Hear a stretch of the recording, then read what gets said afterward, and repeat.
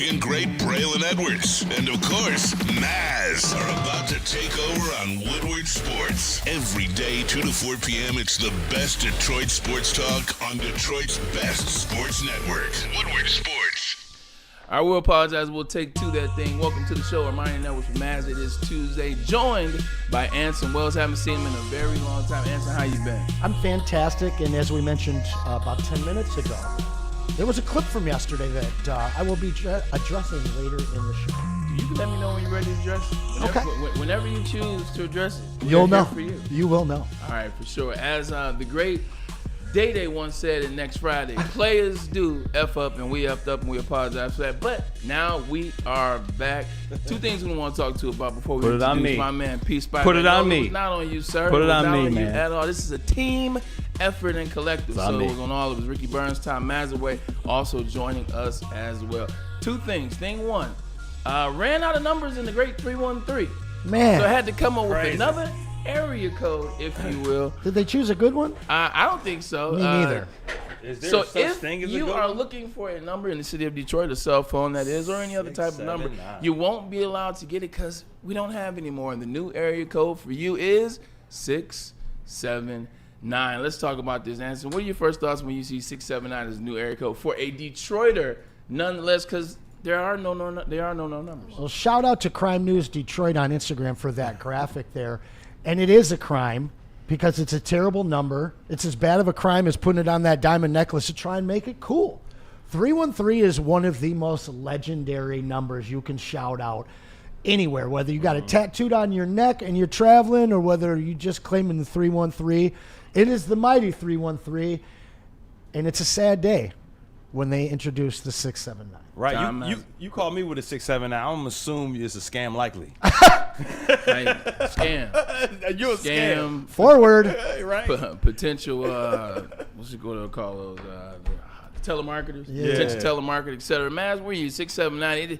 Having a 313, I have a 313 number. I'm blessed. You know, I first we had a cell phone number. It was 734. That was only because I was in Ann Arbor at the time attending the University of Michigan. But once I left the great state, and I told them the story the other day, guy called me out. He was like, so how do you, from Detroit, but you don't have a 313 number. So long story short, where are you, Mass? 313, now 679. I had a 313 number back in my first radio job with WJR. Got the cell phone. It was the Nokia, the walkie-talkie. Those we were cool as hell.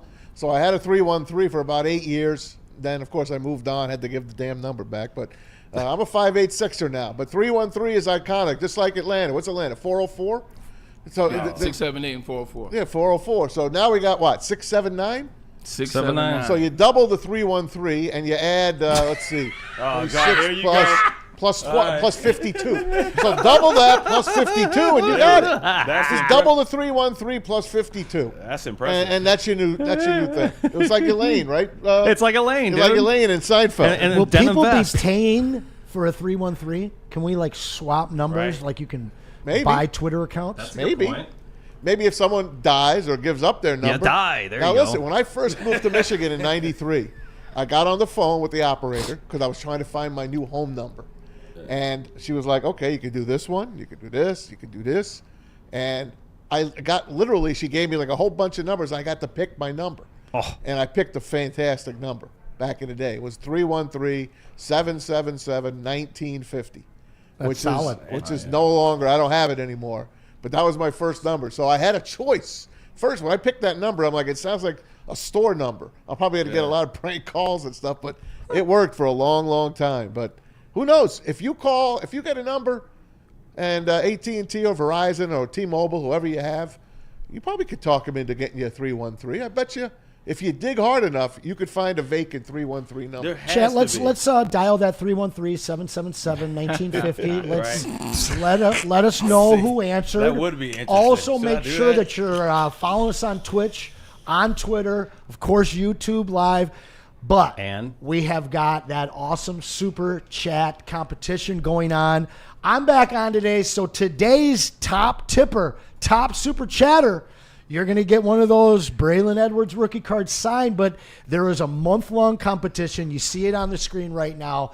It's Braylon's Parlay Pistons package. You're going to get a pair of tickets. You're going to get a chance to go and eat at Parlay. So if you Free come in at the parking. top at the end of the month, Free parking. you're getting hooked up with an awesome night downtown. No doubt about it. Not only good seats, we're talking second row seats. Did you see Braylon the other night I did. at the Little I Caesars did. up on the big board? They took a moment to highlight the number one most influential athlete from Michigan in the last 25 years. Yes, sir. Just Yes, to sir. remind certain Twitter people. Well, I appreciate that. You guys are the best. But yeah, that package is still going. Actually, it's not a month, Anson. You know, the time ticks fast. That contest will be over the 27th, which will be not this Thursday. Wow. Next Thursday, the contest will be over. We'll Time be picking, flies. and then you go to the game that Friday. What else was that I wanted to say? Oh my God, the first cell phone. Just speaking of cell phones, you talked about your 313 journey. What was your first cell phone and when? Well, he was talking about a Nokia, but I believe you had a Nextel. Nextel. Okay. Nextel, baby. My first was a Nokia. I had Okay. Snake. I still have that phone, actually. Yeah, we're talking with that snake. So we're talking 97, 98. Okay. I got the same boy. number since, too. I had a bag phone. Oh, yeah. man, 1994. Leather bag My phone. dad had a 94. I had a leather leather, bag a pleather, My old dual man. zip. My old man had Car one phone. of the original cell phones, and it was actually, what did you call that? It was a switchboard. And you had 10 little holes in it, and you would take the cord and you would Oh, plug wow. it Oh, in. that sounds crazy. It was. It was. And you know why, Sound Rick? like You know why it was really crazy? Was because this switchboard was available to all the people in the state that had this phone. Now, mind you, maybe there's only a couple hundred. Yeah. But you had to plug it in and hope that you had an open was a line. party line. But you could tag in and just listen Yeah, it to was a party somebody line. else's call. That's Yeah, crazy. the party line. Wild. I used to sell So it- cell phones back in the day, guys. What was your favorite phone? Mine was the Sidekick 2 in high school. That was my favorite. What Okay. was the favorite phone? If you could go back and that grab flipped out? BlackBerry or something like that, what was your favorite phone, Braylon? Well, my first phone was a Nokia, much like you guys. I got in 2001, and then I went to Nextel, and that was the thing. My favorite phone? Yeah. I mean, that's an easy one. I think I have two. Is that fair? Yeah. It has to Free be two.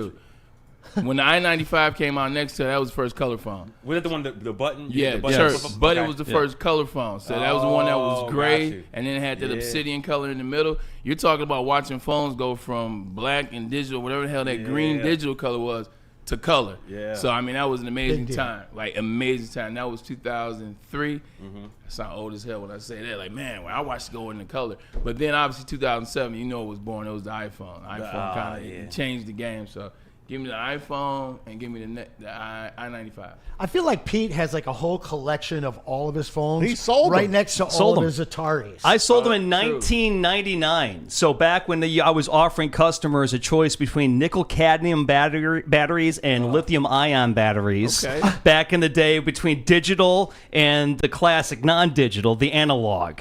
So I was offering. Now we were a And you unionized still cell have phone analog, company. don't you? We were. Pardon me. You still have analog. I still have analog because you hate my droid. No, he's phone he is hates horrible. my It's droid. Now horrible. we were a unionized cell phone company, so we were able to sell in the union factories, in the UAW factories, and in the electrical worker factories, all that stuff. We had all the contracts with them. But the StarTAC, the first flip Oh, phone, yeah. that was the big seller. The StarTAC. StarTAC. That was it. So for me, I was working at Rock Financial, and David Hall. I David actually Hall. stood up in my Singular Wireless guy's wedding back in the 90s. Wow. Singular became AT&T. Correct. That's right. Attaboy, That's Maz. correct, Tommy. So I was able to get the first new Crackberry in the state, and everybody from David Hall down to my regional manager, they were literally offering me money to get this one. I still, though, the iPhone's great. The iPhone 6 was my first break into it, really converted me over to Mac. My buddy who was just in town, he actually has an iPhone 1 in the package Oh, still. man. Beautiful. Do you know what one of That's a those just went lot for? Was it like money. 50 grand? It's a lot of money. 185, dog. 185? Yep. 185 Did they have grand. the The X-ray? half and half with the black, the black hat. The black was the bottom and the silver was the top. silver. Yeah. Yeah. Who would pay for that? Tech People that have nerds, money man. just Tech want nerds. Tech nerds. Tech You look at nerds, those old Apple, Obviously, computers and what they go appreciates for. too. Tech nerds. Or the unboxing guys on YouTube. I've seen them have those. Jawohl. Remember you used to drop your phone and the battery and everything would pop out? Oh yeah, like four That's the old pieces. phones I used to sell, baby. Sell Like those. the gummy pad for your buttons would pop out too. Everything. Those, those were the good times, and the good times seem to keep happening for the Detroit Pistons. Yesterday we told you something. In fact, I think we might have that video. Put the video up, Pete. You got it, my friend. Want me to give you a lock tonight, guys? Mike. Go to Caesars Sportsbook app. Bet the Pistons laying 6.5 tonight. You could book it. They will bury the Pelicans.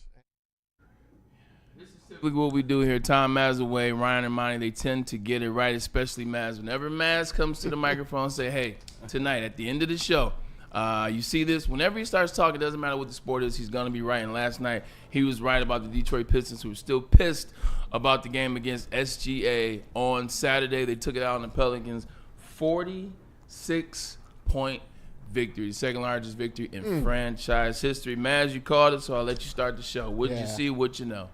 Well, I saw the game that you were at Saturday night when they got their best player taken away from them in the third quarter over a nothing call. And J.B. Bickerstaff went after those officials. All us Detroiters were proud of him for speaking truth. Bray, you always speak on behalf of the NBA that they do not like the Pistons. They don't. It's Never been, have. It's been years and years and years. They stole Victor Wembanyama from us.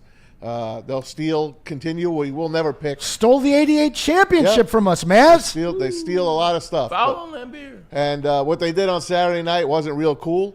So you knew the Pistons were going to regroup and pulverize the poor Pelicans, which they did. They're not going to have Zion Williamson next year either. He's going to be gone out of there. I bet you he'll be somewhere where the lights are bright. L.A., New York, or somewhere like else. Side note, shout out to him, because people have been on his ass for the better part since he's been in the NBA, rightfully so, because he got drafted #1 overall. But it is a challenge when you're dealing with weight. He has been phenomenal for the past month. He is in shape. In fact, he's 20 pounds under where he's supposed to be. Shout out to Zion Williamson. Latest all-time NBA playing weight. Now, I do got to shout out to Maz because he does always get it right. Unless we're talking about the Cleveland Browns, of course. But Wow. Listen, that was a game when you're playing Fair a point. basement-dwelling Pelicans team. And mind you, their best player is not Zion. Their best player is Trey Murphy III, and he was injured in the first quarter, done for the season. That was an absolute layup drill for the Pistons last night. What I got to talk about, though, is a guy that has been drawing my ire for the entire season, who had his best game of the season last night, of course, when it didn't really matter. But our very own Italian Simone Fontecchio went 9 for 10 and 5 for 5 from three ball. Now, I want you guys, next time you're watching this game, I want you to notice something about his three. He shoots a dead three-point shot. And what I mean by that, it's an old-school term for no rotation. You watch that ball, and it goes up like a damn wiffle ball, man. The thing doesn't move. So I don't know how consistent his performance from last night can be moving forward.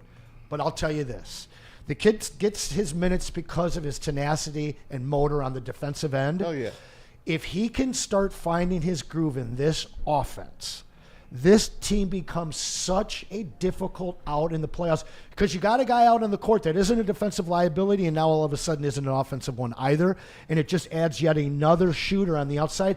But he's really that four, that stretch four. I know he's kind of a tweener between a 3 and 4, but I've been saying it. Aside from the ball handle that we got in Dennis Schroeder, the thing that this team is missing is that stretch four. Now, he's not the stretch four of the future that puts us over the top. But if he can start hitting shots, Bray, this is a kid that can help this team get out of the first round and beat a team like the Knicks in the playoffs. Yeah, no, 100%, man. And, to the game that on Saturday, I went to the game. The game was great. Look, SGA is amazing. You've been talking about him for a long time. Truly is. Like a lot of what J.B. Bickerstaff said at that podium, a lot of it was correct. But as it relates to that game, they lost the game because they allowed SGA to score 48. It's simply put, and then they missed shots down the line. But just going back to that game, going back to that, Fontecchio, you've been talking about him for a while. You had me start watching him, and I said, man, he was missing shots when he was open, and that was what they brought him in to do, and he couldn't do it. But then watching him last couple games, you're absolutely correct, man. He has been hitting some shots. But you mentioned the guy that I wanted to talk about, and that's Dennis Schroeder. Hey, Dennis Schroeder come here. He's a professional. He's a hired gun. You understand where you're going. And a champion. and a professional. 100%, he is a champion, but he's a professional. He's starting to get some flow within the game, some distribution. He had 7 assists last night. He had 11 assists the night K got kicked out of the game. He's finding the basket. He's finding some shots. So, as the season draws to an end, I'm glad that they got a guard like that when he comes onto the floor, like you said, he's a champion. He's been in those situations, and he's been on the court with certain type of players. LeBron James, most notably. So, he knows LeBron James. LeBron James. Yeah, what the Pistons were able to do in adding the veterans that they brought in, you bring in a guy in in Tobias Harris that really just is calm. He's super calm. Tim Hardaway, also a leader, but he's a quiet one. When you look at what Malik Beasley has done, he's the comedy relief. He's the veteran that also keeps everything nice and light. But what they didn't have was a true veteran in the backcourt, because Tim Hardaway can play the 2, he plays the 3, but what you have is a guy that can take the rock out of Cade's hands, whether he's on the bench or not, and truly not let the offense get out of sorts. That can bring the team in, that can slow it down. There was a lot of times when Cade was on the bench where you saw them jacking shots with 16 seconds left in the shot clock. You don't see him taking ill-advised threes. You see him trying to get to the rack, trying to set people up, and he just truly has solidified the veteran presence. We don't need any more veterans at this point. We don't need any more young guys at this point. The team as it sits is truly just that exceptional stretch 4 away from being a championship contender in my mind.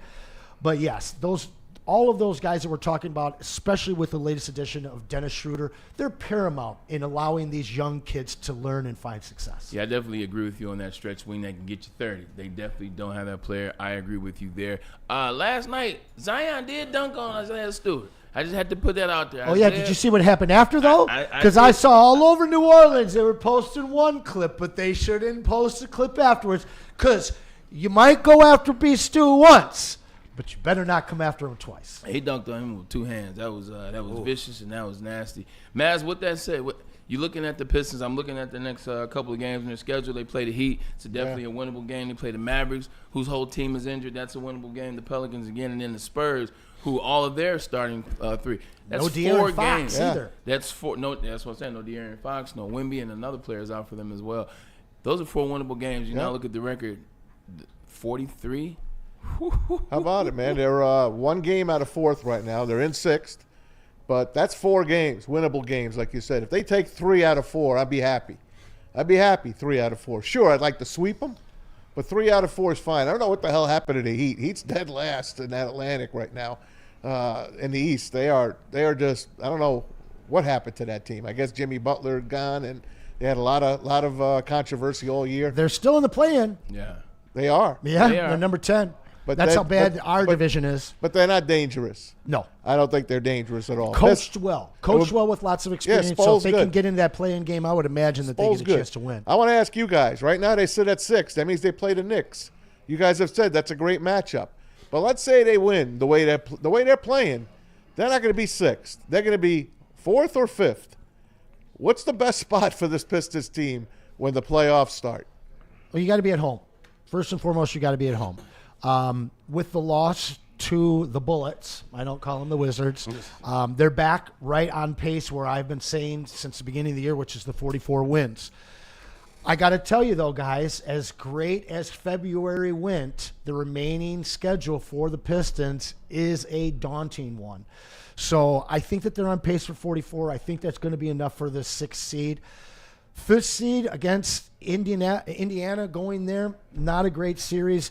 6th seed going to New York, not a great series. They're both winnable, though. But to answer your question, Maz, it's all about having 4 games in Detroit. So you need the 4 spot. That's the only way you're getting. I don't see it happening. It is They're a absolutely game out. doable, though. They're a game out. It's very doable. We have 2 games to end the season against Milwaukee. That will probably decide where we end up home playing. court. You're right. I've been on record. I love what the Pistons are doing. I just don't think they're ready yet to take that next step. You're not talking about beating a team once. You're talking about beating a team the best out of 7. If you're talking about home court advantage, being in New York, being in Indianapolis, those are tough places to play. Tyrese Halliburton, now having been in the Eastern Conference Finals last year, he knows what the level of intensity is in the playoffs and how to take it to that next level. Same with Jalen Brunson and Cat. This is Cat's time to kind of prove that I'm not this zesty guy that you just think is a goofball and clown. No, I'm really like that. I'm all pro. So I just fear that it's going to be too much to overcome this year. But next year, Pistons have a good enough chance as anybody to go anywhere they want to next season, especially with a good offseason. But Pistons have a better road record than home record, believe this it is or not. true. This is true. They're the number 1 defensive ranked team since February 1st. Yeah. They're the number 6 offensive team. Things are shaping up for this squad, not just the play. Yeah. What you're seeing out of that culture, and you know, we've been throwing that word around a lot this decade here in Detroit because all 4 of our teams were cultureless. And what the Pistons have done is it just reminds you of what the Lions were able to do. And they did it nearly overnight. The amount of engagement that you see on the bench, the charisma and togetherness that you see from this team on the court, it's remarkable. To your point, I'm kind of softening my stance on wanting to play the Knicks. The Knicks do have 2 guys that have gone deep in the playoffs. I like the matchups. I hate their starting lineup because it's that damn good. Ginobili is the problem. And when it comes to Indiana, though, this is a whole situation where are the Pistons mentally prepared to take on a physical series like a series would be with the Pacers? And I think through some of the stuff that they've gone through, like this SGA game. Now, a lot of people can go both ways and argue for or against what happened with Cade at the end of that game. I felt Cade really pushed the envelope. And as a leader in a game against the number 1 team in the West, that you really are putting up a litmus test to see where you are with the Kings, you don't get that second tech. You walk away. And this team can beat the Pacers on the road or at home in a 7-game series if they can keep their wits about themselves. The experience thing that you spoke on, I think that's absolutely paramount for this team to be able to get out of the first round. If they can rough a team up and be as physical as they have played this, second half of the season, but keep their wits about them and not act like the majority of the team is under 25, because they are. They can absolutely beat anybody. And if they can get 1 playoff series win this year, what that will do for a young team like this moving forward to try and propel them to be a true competitor for a Larry O'Brien trophy each and every year, I'll use the word again, it's absolutely paramount. We got our super chat kicked off by Dante today. And He loves Dante it. said, There we go. and this is a guy I agree completely with him on Ron Holland. Ron Holland is going to be an amazing player in the NBA soon to come. He also caught the 4th quarter in overtime of the Pacers and T-Wolves. He said that was a wow finish in that game. I heard about it. I did not see that game. But on Ron Holland, 00, he is very, very good. I was a guy that wanted Dalton Connect. I still wouldn't mind if he was on this team, but I think Ron Holland, in the long run, is going to pay off dividends. He needs to add some size.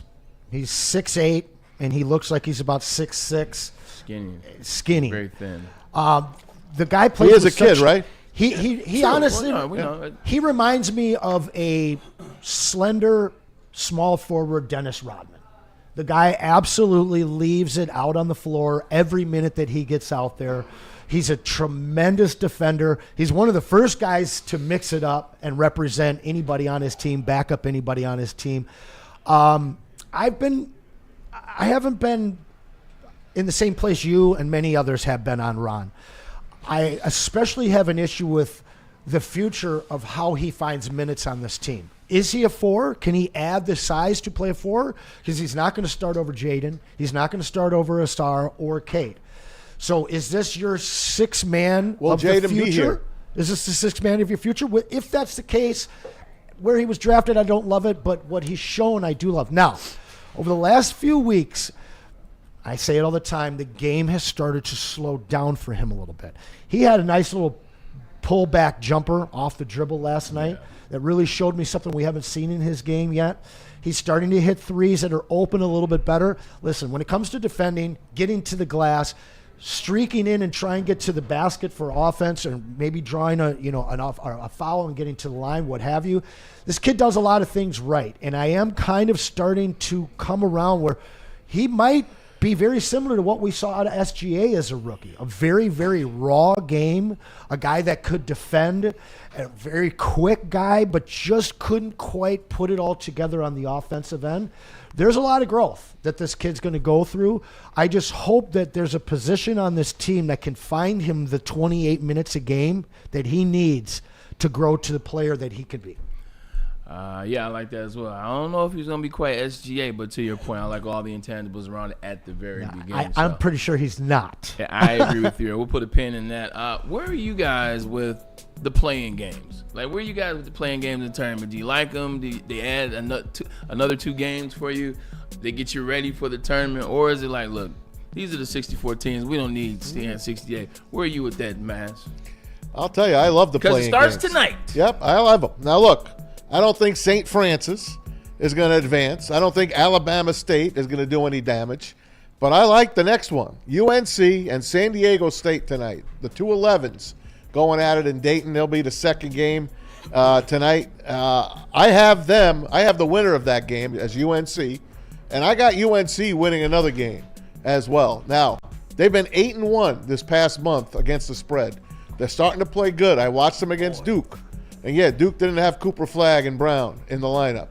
But they showed me enough that I believe that Hubert Davis has got them ready to do some damage here, believe it or not, even though they really didn't deserve to be in this field. But they're in. Now they got to play to advance. The 11s are tough outs. I like the 2 11s here tonight. San Diego State, weren't they in the Final Four just a couple of years ago with Dutcher as their head coach, the former Michigan guy? And I like what North Carolina puts out there. I believe that game is going to be fun. The first game, the 2 16s, hey, go at it. St. Francis, the Friars, Alabama State, the Hornets. Let's go, baby. Tip it up. Somebody brushed up on their mascots. Alabama State. I'm a mascot guy. No. Maz knows mascot. He does. I'm a mascot guy. Maz You loves can't say mascots. mascot without Maz. Go ahead. You can't say mascot without Maz. You can't. Mascot. Mascot. That Mascot. Wolverine education right there. I love it. Man. Let's get a crack at it. You know, when these things first happened, I was fully against them. They've grown on me. You know where I honestly have the issue? I have the issue with the 11 playing games. Both of those teams should be in, period. If you're playing to be an 11 seed, then that means you should be at least a 12 seed, Braylon. So for me, if you're going to have 4 playing games, it should all be 16, all of them. These are teams from very small schools that barely have an opportunity, probably going to get blown out once they actually get there. But when you're talking about a San Diego State and North Carolina where one of these 2 teams doesn't get to play in the tournament while St. Francis is playing, like push 15 teams out of there and get both of those 11 seeds in. That's my only issue with it. I think it's fun, but when you're taking a San Diego State and North Carolina, tell them one of them doesn't get to play, I'd rather tell 8 tiny little schools, you've got a shot. St. Francis, the winner of that game gets Auburn. Just to let you know, they are the top seed in this whole tournament. Going back to North Carolina, look, I'm on the side of Anson about this. I don't agree with the teams in terms of. Let me start here with St. Francis. St. Francis is 16 and 17. Okay, they won all the games in the tournament to get in. Correct. Yep. Do you know what their record was last year? They're 8 and 22.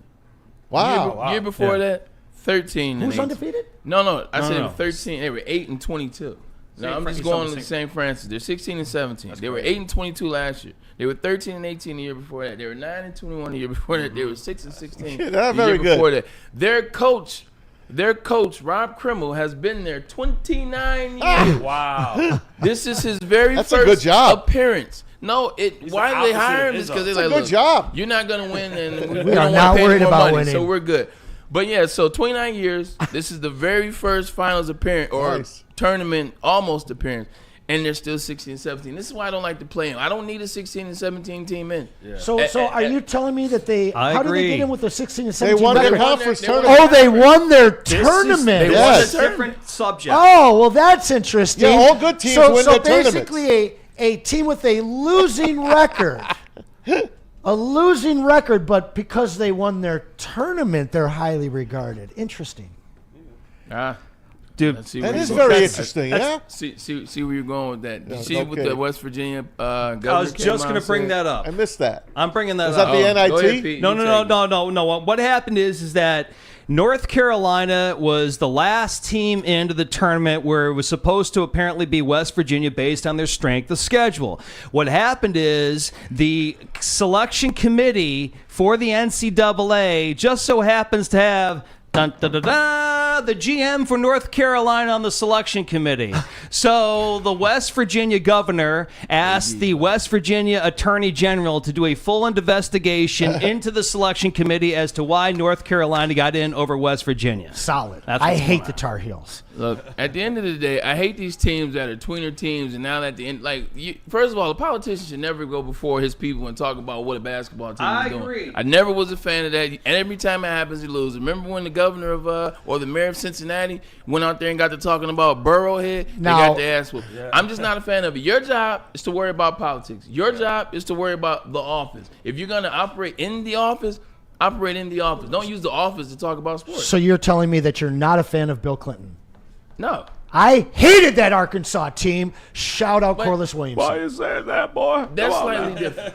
This team won that. Well, you're saying that it never works out. It worked out pretty well. In fact, it kind of worked out the same way that it worked out for the Clippers when Obama was on the sidelines. But what I will say is at the end of the day, Bill Clinton's team made it into the dance. Nolan Richardson, and then they won the dance. So, yes, you're going to say, oh, congratulations, Arkansas. His team didn't even make it in, and he's lobbying to get them in. Win your quad games. It's the same with UNC. Don't go 1-12 in quad one games and then beg to get in. Did you know that the same guy from South Carolina or West Virginia, he is also trying to pass a law where you are not allowed to touch the center of the field?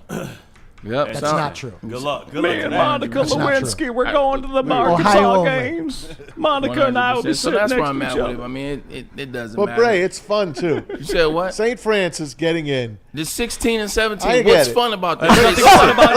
They suck. I don't care. But it doesn't bother me. They suck. But you don't have to watch the game today. You said what? Pete, you don't have to watch the game either. But Maz, at the end of the day, guess what? You see that guy, that degenerate in that box? He'll be betting on the game tonight. Maz, I'm not one of these people from the chat. At the end of the day, this is my opinion. My opinion is I don't like the playing. Just like your opinion is you like it. I don't like it. 16 and 17 have been a terrible team for 29 years. They had two good years. They had COVID, they got robbed, and they were 18 and whatever, like the year after. Braylon, there's a disturbing trend today. I love Braylon. There's a very disturbing trend going on today.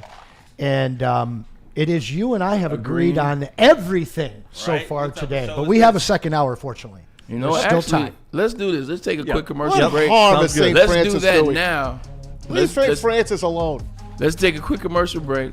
We'll do that now because at the top of the hour, we got our own Tim McCormick to talk a little bit more about this. So, let's do this quick commercial break. Show you. Let's get a message in from Les Stanford, if you will, Anson. Talking about things to do right now.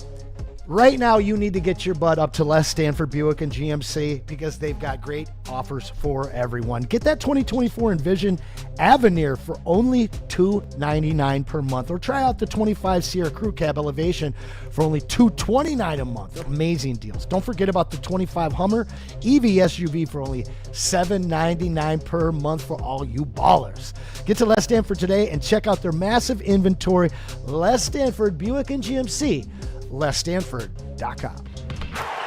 Woodward Sports is at it again, giving away more cash and prizes than anyone in Detroit. Get into our March Bracket Challenge, powered by Jug and Nathan Neurosurgery. If you have the biggest basketball brain and get first place, you win $1,000 cold hard cash. But it doesn't stop there. Second place gets a weekend at Grand Traverse Resort in Traverse City, including brunch at Airy and golf. Third place, 2 club seats to see the Pistons versus Bucks with food and drinks courtesy of RHB Laboratories in Troy. You can pre-register now at woodwardsportsbracket.com. That's woodwardsportsbracket.com. Then, after Selection Sunday, fill out your bracket for your chance at $1,000 in cash money and more. Pick by mascot, choose by team colors, have your dog pick. No matter how you do it, go to woodwardsportsbracket.com right now and register. All powered by the best in the game, Chuck and Nathan Neurosurgery and Woodward Sports. Stop searching for a vehicle and start finding one.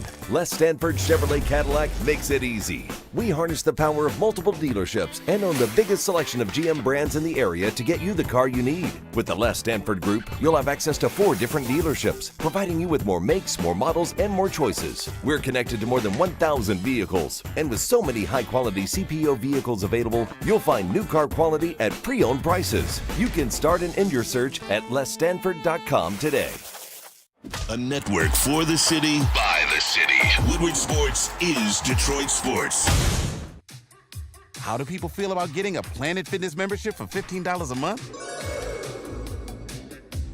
How do they like working out in the clean and spacious gym that's filled with equipment for every workout?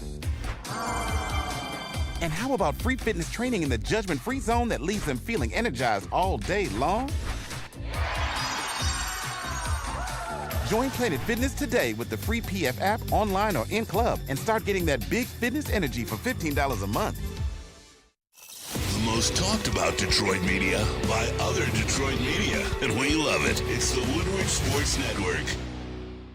Walk into any Lady Jane's Haircuts for Men today. Open 7 days a week. Sit back, relax, and enjoy precision haircut, scalp massage, hot leather neck shave, and hot towel treatment from one of our talented stylists. Step up your game this season and take advantage of our $20 haircut special. Scan the QR code and get your coupon today. Lady Jane's Haircuts for Men, the ultimate haircut experience. Open 7 days a week. Walk-ins always welcome. Lady Jane's Haircuts for Men. It's wicked awesome. WoodwardSports.com and click on Shop. Get the latest in Detroit sports apparel and exclusive Woodward Sports gear. WoodwardSports.com can get the whole team outfitted. Love the Pistons, Red Wings, and Tigers? We got something for you, too. Shop online at WoodwardSports.com. Oh, yeah, everybody. We are the world's greatest sports digital network. Yeah, that's right. I said that. We don't need the radio. We don't need the TV. We got 6 family members there to my right. We got YouTube. We got Instagram. We got X, Facebook, TikTok, and of course Twitch. You can catch all the Woodward Sports programming on all 6 of our family members there. Woodward Sports is your #1 sports digital platform, Anson. And the legendary Buddy's Pizza has been serving the original Detroit-style pizza since 1946 at their original location at 6 Mile and Conant. 79 years later, they have 22 locations throughout the state of Michigan. Sign up for Buddy's Rewards to earn points on every purchase and receive exclusive promotions. Download that Buddy's Pizza app and start earning today. Add some Detroit style to your next meal. Save 10% off your entire order using promo code 10MEAL. You'll see it right up there above my head. That's pound 10 meal. Buddy'sPizza.com. Welcome back. And Anson was fired up about some comments that were made yesterday by Ryan Ermanni, our very own University of Michigan Wolverine. On Sunday, University of Michigan Wolverines won the Big Ten tournament. They knocked off Wisconsin. And after the game, Ryan Ermanni took to X to make a post. And this is the post that he placed on Next. Do you have it? I have the video. Oh, you got Yes. the video. Even better. Yes, sir. I am Go ahead, living Pete. rent-free in the heads of Michigan State Spartan fans. Big Ten tournament championship greater than regular season championship. All the eyeballs, only game in college basketball at that time, all the love on the network, all the momentum. For those reasons, I'll take the Big Ten tourney all day. Never one time did I mention the Spartans. Never one time did I mention the Spartans. But Spartan fans have now ruined the tournament for me because I was rooting. A piece of me was rooting for, if obviously Michigan could win the national championship. I wanted Michigan State to do it this year. I wanted Tom Izzo to do it, but no more. You are all insufferable people, and I no longer could condone anything green and white or Michigan State. Just can't do it. Let me ask you this before you start.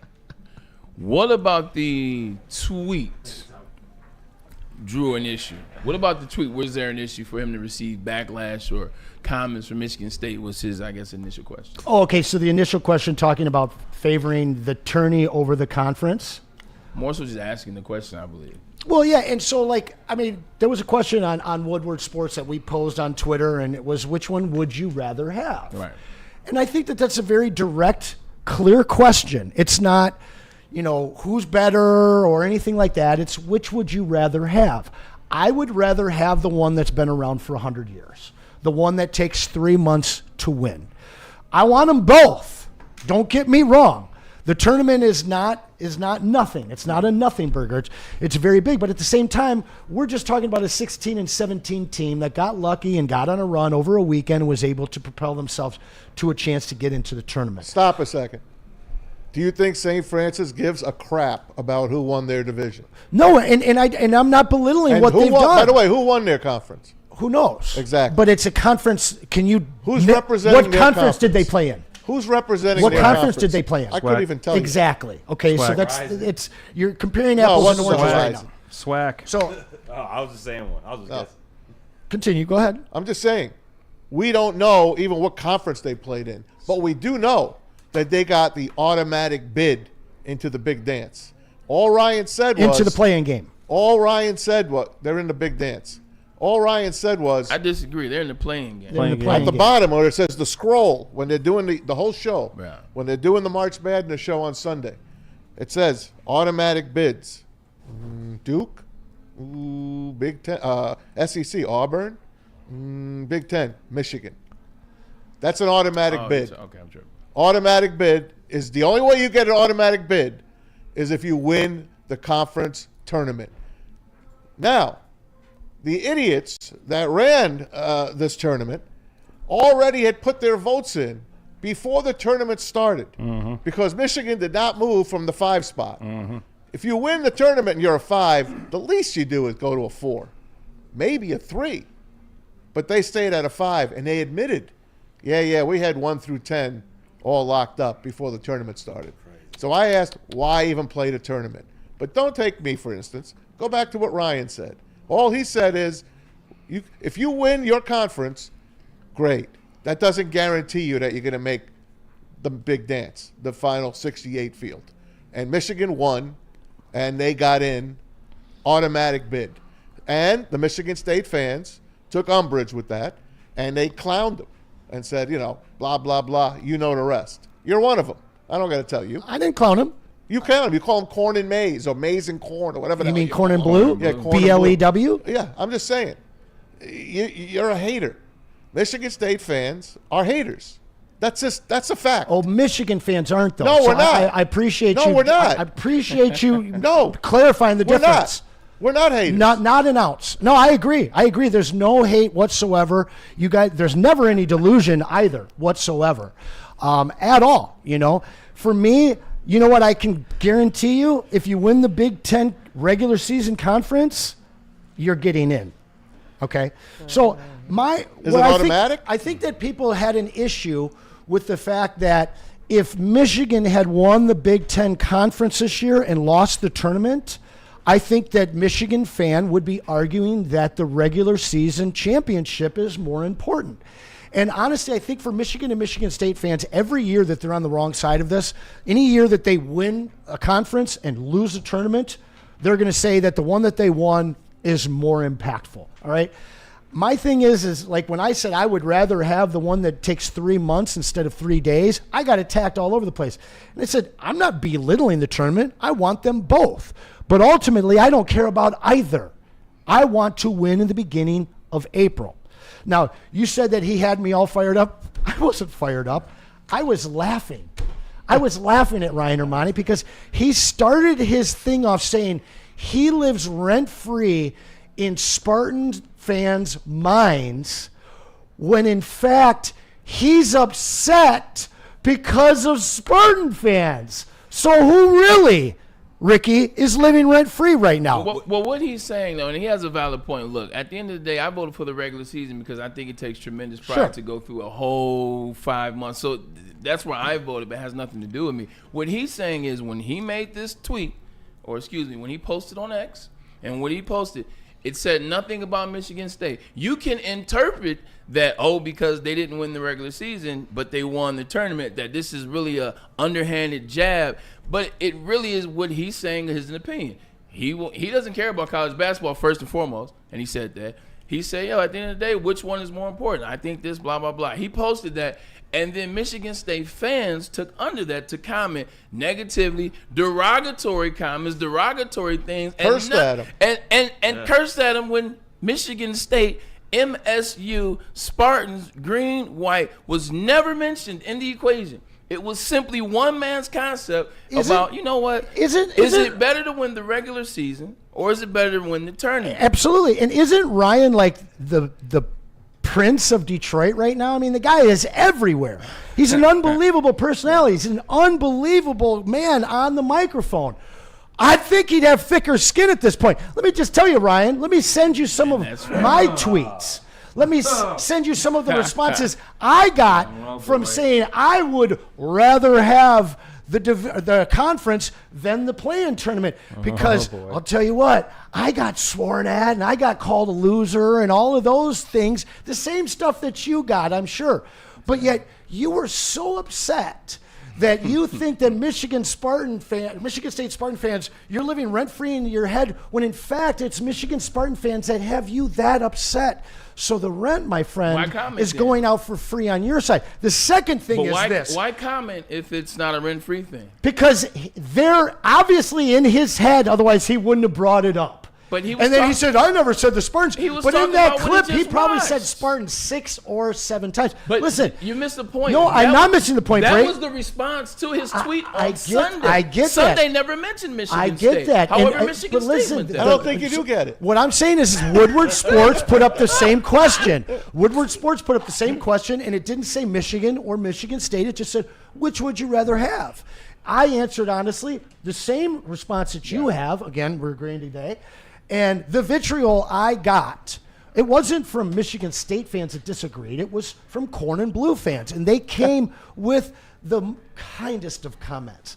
That being said, Death ever been one of them? What's that? Wishing death ever been one of them? I mean, from being and that's from having my sexuality challenged to having my brain challenged to literally having wished death upon me. Okay, now that one I take serious. No, the other two is just trust me. I tuned out on the chat a long time ago for a reason. All right. But my second thing, which really to me, I felt was really funny. And this is a little bit directed towards Stick as well. Sometimes Maz, listen. If you have an allegiance towards Michigan, do you think that Spartan fans care if you want us to win? Do you think for a moment that we want your support because you're from Michigan? If you lean, what do I care? If you lean towards the Wolverines like Maz does, I don't care if, I support every team from Michigan. Because I'll tell you what, over the last week, it has become crystal clear that Maz is a Wolverine first and only. It only took you that long? Crystal clear that Stick is a Wolverine first and only. So when a guy like Ermanni comes up here and pretends like Spartan fans aren't living rent-free because he was clearly upset, and then to say, you lost me rooting for you guys.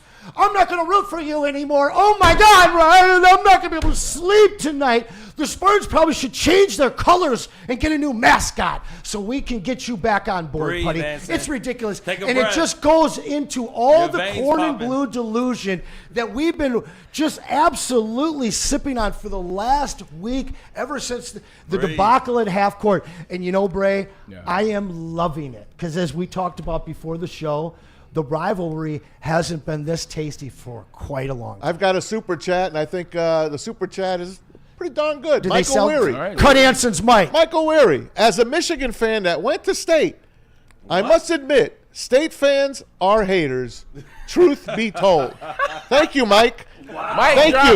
you. That's a mic drop. Mic drop. No, Just because you're in the chat and you paid $5 to say it, don't make it true, buddy. Well, I could tell you, and maybe you missed what I said yesterday. I have 2 daughters that are going to Michigan State that I pay for out of my pocket. Right. Okay? I pay for them. But that doesn't mean I got to root for them. I will root for Izzo because I love Izzo. But if it was Michigan against Izzo, I'm going to root for Michigan. If it's Izzo against anyone else, I'm going to root for him. So I'm paying 2 salaries. A lot of money. 2 salaries. To East Lansing. And I've been a Michigan fan since I started watching football in 1970. I was 8 years old. So don't tell me I just became a Michigan fan. Can I tell you why you're a Michigan fan? I've been a Michigan fan a lot longer than you've been alive. Can I tell you why you're a Michigan fan? Wow. And it's the great Ann Arbor media spin machine. I got a question for you. I got a question for you. How many first-year coaches have won the Big Ten conference in basketball? As an 8-year-old, I've been swayed by the media. Oh, absolutely. New Jersey? I'm in New Jersey. 100%. Why, you didn't have a TV? You didn't have a radio? I had a TV. That's you why didn't have a TV? You didn't have a radio? Mass, let me ask you a question. I've been swayed by the media. Wow. You know what? Jersey, when you think you haven't been swayed by the media because you say you follow them since 8 years old, it is a clear indication that media propaganda is so deep in your head that you have no clue. All right, guys in the sound booth, you can keep yelling and yelling. Isn't that the same so year let me ask you this. Played for a tie? Let me ask you this. How about Mads, how many first-year basketball coaches in the Big Ten Conference have won it their first year? Dusty May. Only one, right? Oh, no, wait. I have 9. There are 9 coaches that have won the Big Ten Conference in their first year. You don't know that. You don't know about Walter Meadwell, Sandberry. So he's the first to win the tournament in his first year. But that's not what's said, because anywhere you go, the Ann Arbor spin machine says it's the first coach in the history of the Big Ten to win the conference in his first year, and that is more spin machine. He's actually the 10th. Can I interject? And this is what Ryan Ermanni means by rent-free. You see the agitation. You see the veins popping out. You want to know why? Because these two are laughing to the point where nobody can even hear, because that's what you guys do when facts get dropped. Yeah. That's what happens when I talk to Stick and he starts getting all loud with me. Like flat out. The fact that you guys think that Michigan State are haters, when you can't take yourself and remove yourself from the way that Michigan fan acts around the world, it takes so much credence away from your points. It's mind-blowing. I was a Michigan fan my whole life. Yeah. And watching the way that Michigan fan, not Michigan alumni, not Michigan student, but Walmart Wolverine, the way that they act and treat people, like it's mind-blowing. It's mind-blowing. And Maz, I love you, but you will forever have lost points with your Michigan standpoint and your 8-year-old propaganda. So I'm going to feel bad that you think that? Oh, I know you won't. I won't. I know you won't. With all that being said, and I appreciate everybody having their own opinion, everybody having their point, and I'm glad we all come back to the point. The point is this: where do you think about Michigan State going to this tournament? Here we are. The tournament is here. Michigan State.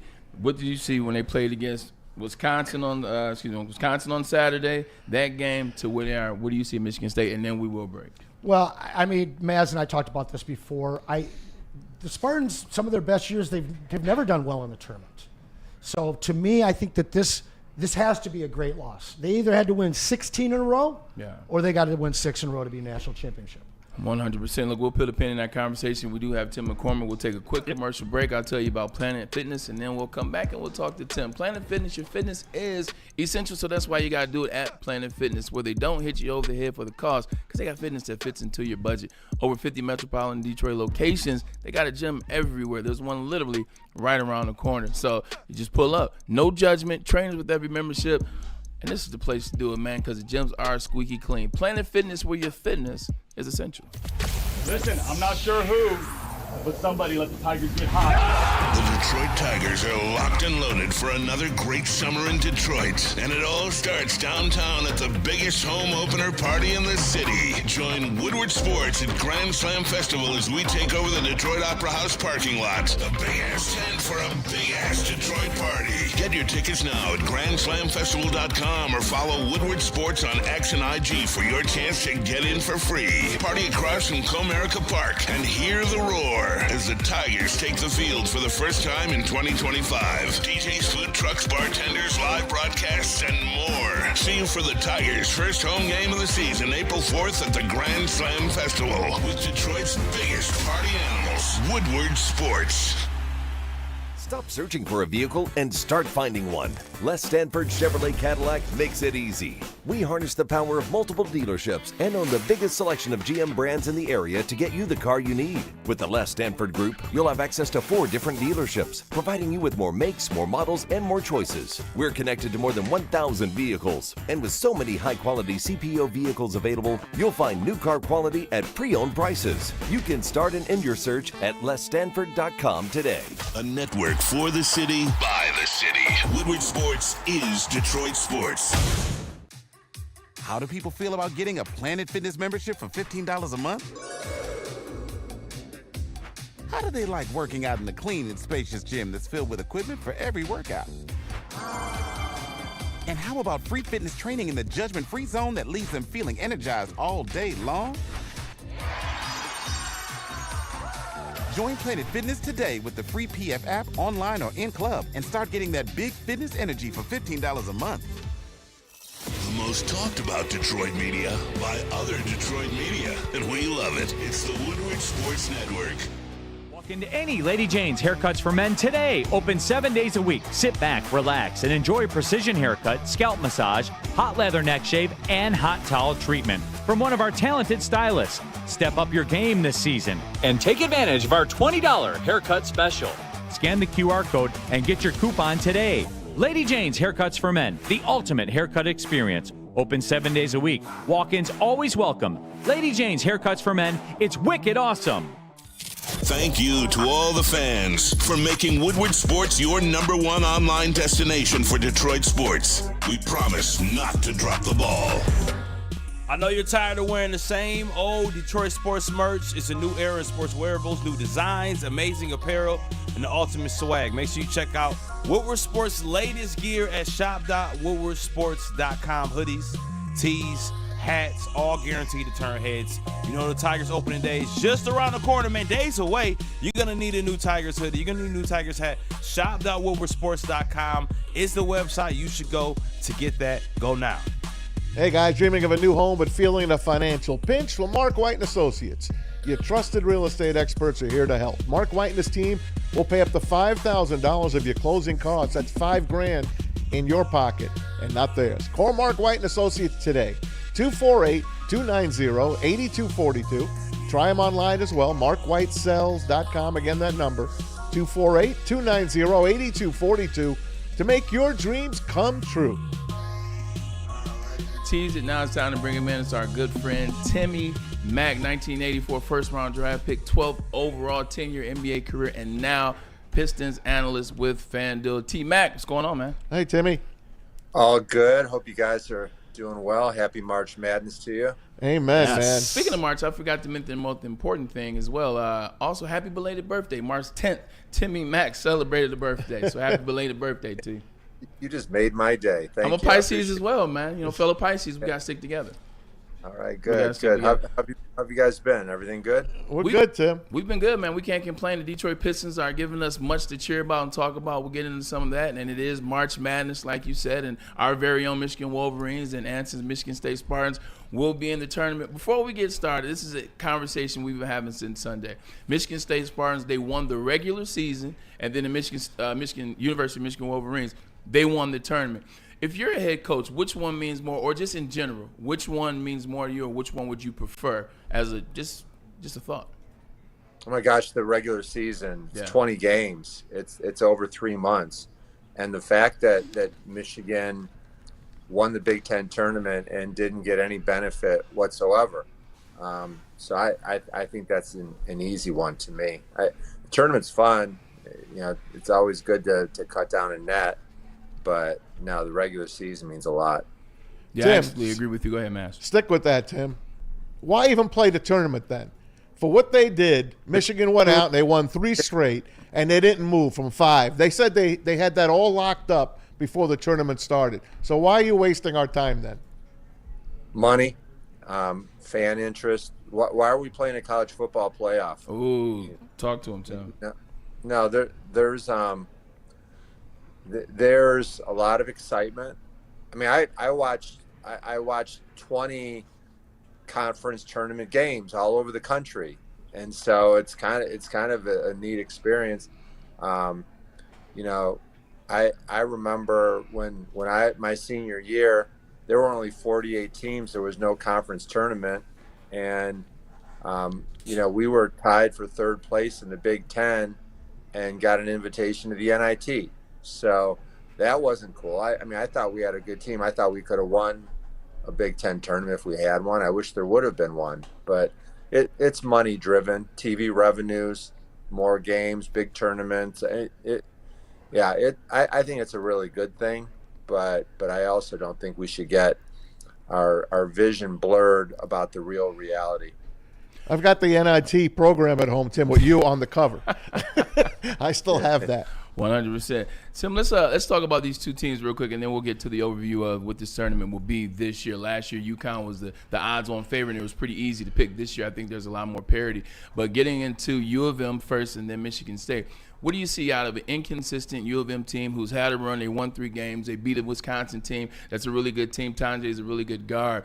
What do you see out of them? I can't make heads or tails. Some games they rebound well. Some games they shoot well. Other games they can't get past half with the press. What do you see out of this team as we get to the tournament? So just a phenomenal season based on the fact they were in last place last year. Everybody seems very focused on that 3-game losing streak. And I get it. Michigan State is a really bad matchup for Michigan. And they're also an exceptional team. Maryland's tough matchup too. So the fact that Michigan lost 3 games at the end of the season, totally forgivable. I think that they looked tired and worn out. And there were new roles against better competition for those 12 transfers. I mean, think about Danny Wolf. Last year, he was playing against Dartmouth and a 6'5" center. Now all of a sudden, he's asked to bring the ball up the court and create for his teammates. And you've got to cover Derek Queen now. Now you've got to cover Kohler. It's a lot. And they looked like they were tired at the end. But they rejuvenated. I thought in the Big Ten tournament that they showed a ton of guts. Like Wisconsin was one of the hardest games to watch. But it reminded me of the Purdue game. They were down 8 points the whole second half. And then when the game came under the brightest lights, they took off and they won it. So I've got much respect for this team. And the other thing is, it was good TV. I never really knew what to expect. I mean, you had to really stick with them. My cardiologist called me and said, Tim, I don't want you watching any more Michigan basketball. Just kidding, but you get the point. They were hard to read. Yeah, 21-23 at halftime will do that to you. We talked about there's a lot more parity this year. You look at Auburn. Auburn was the best team all year, but now they look to be a little trying to figure themselves out. Florida looks to be the best team right now. Cooper Flag and Duke, what are they going to do? Michigan State and Tom Izzo, is this his year? What do you see as it relates to your Final Four teams and why? So I may do this. I'm not sure. Pick 4 SEC teams in the Final Four. I know it's a little Why not? Why not? Yeah, I mean, I can make an argument that Auburn and Alabama and Tennessee and Florida are the best 4 teams in the country. I would agree. Now, Duke has Cooper Flag with a bad ankle. How is that going? I don't know. Houston also is one of my favorite teams because they defend. I think I came on with you last year and said, yeah, I love Houston. I'm leaning heavily towards picking them in my bracket. So this is going to be a top-heavy SEC year. I don't like any of the Big Ten teams over those top 5 or 6 SEC teams. So yeah, I like it. Do you have one sleeper in this tournament, Timmy, that you think can make some moves? And because there's always an 11 or a 12, even a 14 lately that have barged their way into the Sweet 16. Do you have anyone in mind that we can try to win a pool with? No, I do. I like BYU. Okay. Maybe I just watched them when they were great, but they really took off. I like Baylor. Baylor's got Mississippi State and then possibly Duke, but we still don't know about Cooper Flagg. So right. that's a pretty good one. Also, it wouldn't shock me if Ole Miss gets to the Elite Eight, and if that happens, they will have beat Michigan State.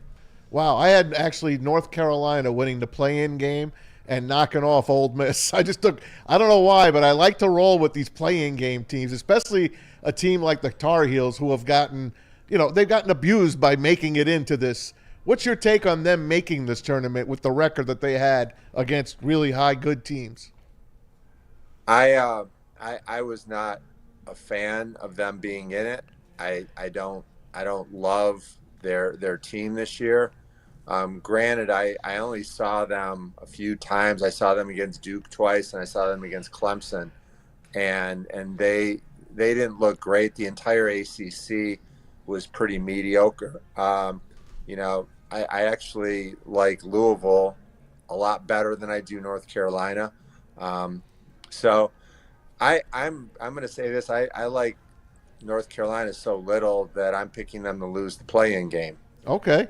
San Diego State then, Brian Dutcher. Absolutely.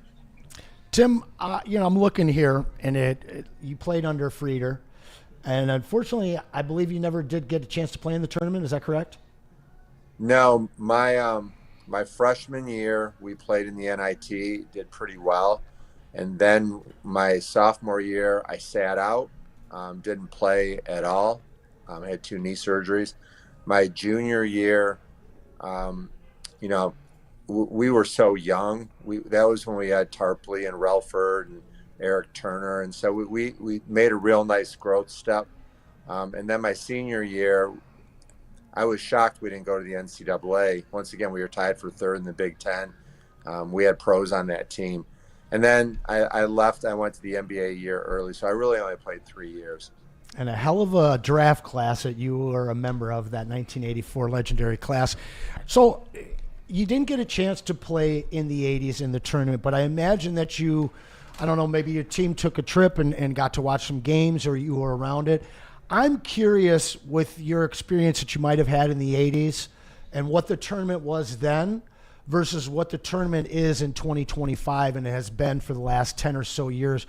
It's taken over. I mean, bracketology and March Madness is second really only to about fantasy football. Can you speak to how much it's grown and how far it's come from your days in college? Social media has just changed everything, and it changes at a rapid pace. I remember being at Michigan playing in anonymity. Nobody knew who I was. When I walked on campus, nobody ever, said, "Hey, how's the basketball team?" Nobody cared. I bet that Braylon on campus, he was big man on campus compared to me. But if you put him up against the football players and the basketball players on Michigan's campus today, they're rock stars. And I guess that I kind of like the fact that I didn't have to deal with that. But it changes all the time. My son played at Western Michigan, and I find it interesting that he actually won a MAC championship, played in the NCAA tournament in Buffalo against Syracuse, made a turnaround jump shot in limited minutes over Rakeem Christmas. and at that point, I mean, that's 10, 12 years ago, there was no social media blitz about that. It's changed a lot. But the big change is portal. Big change is NIL. So we saw something that happened for the first time in 28 years, and that was a first-year Big Ten coach winning the Big Ten tournament. Now, 9 other coaches had won the conference, regular season conference championship in their first year in the history of the Big Ten. That being said, Dusty May really seems like a great fit in Michigan, but he's complete opposite from what Michigan State has in Tom Izzo. This guy is a legend. He's putting himself on the same pedestal and tier as a Dean Smith, Coach K, Rick Pitino. He obviously needs to get that second championship. I'm just curious, even though you're a Michigan fan, I know that you've been able to see and understand and feel the aura of a Tom Izzo. How is he looked at? How is he considered? How important is it for him to win this second championship? I'd like to hear from a Michigan guy how Tom Izzo is considered in the realm of NCAA basketball at this point. So the first 10 years that I knew Tom Izzo, I didn't like him. I thought that a lot of theatrics were unnecessary. And then I feel like the last 10 years I've gotten to know him, become friends with him. We've had conversations about a lot of different topics. And this season, I really embraced watching Michigan State, like where I knew that on a Tuesday night they're playing Purdue at 7:00, and I made sure I watched the whole game because I really enjoyed watching the way that they play. It's a huge success story. I appreciate teams that take their defense serious, really challenging to play 10 guys and keep everybody happy. There's a lot of players that submitted their ego at the door and said, whatever you need, coach. A team that is not good shooting the ball, that all of a sudden can make a lot of clutch shots. And I look at Michigan and feel like, okay, you need to figure out what Tom Izzo did, because he took non-shooters and infused confidence in them. I also, like the fact that these guys defend. Man, they're physical and they're tough. And then the last element is that Tom Izzo likes this team a lot. You can just see it. Like at the end of the Wisconsin game, he walked over to shake Greg Gard's hand and had a big smile on his face, like, wow, that was a pretty cool game. Nice job. You guys are really good. Like in the past, he would be yelling at his players. He would be furious, and it's not that way anymore. Like, he knows these guys are really good, and he really appreciates the fact that they're doing everything the right way. So, man, kudos to Tom Izzo and Michigan State. Our guy Tim McCormick joins us, FanDuel Pistons analyst, NBA player, former Michigan player, of course, one of the best, NIT MVP. Anyway, Tim, before we go to the Pistons, last one, Rick Pitino, and what he's done with St. John's. And I grew up in New York and Jersey, and St. John's was my college basketball team. We didn't have a real football team. Michigan was my team then. But St. John's back on the map. And the way he says he will recruit from now on, he says he will never recruit with a high school kid anymore. He was literally just going to build through the transfer portal. What's your take on what he has done with the Redmen? It's brilliant. 6 different teams to the NCAA. He's no nonsense. He'll stress accountability. He'll tell the guys they're soft and they're weak and they don't do this and that. Like if you play for him, you know what you're going to get. A couple of years ago, I went to Louisville to speak to the Cardinals team, and I remember, a lot of, like, I'm not a real funny guy, but some of my speeches, there's some good stories, and the players usually laugh and have a good time with it. And Pitino sat in the front row, right in front of me, and his team was all there, and Pitino never smiled. He never and none of his players would laugh either. Like, it was horrible. And I felt really uncomfortable the whole time. But ever since then, I really gained an appreciation for his no-nonsense approach. That team defends, too. I like Michigan State's defense. I love St. John's defense. Yes, sir. And they're going to be really tough to beat.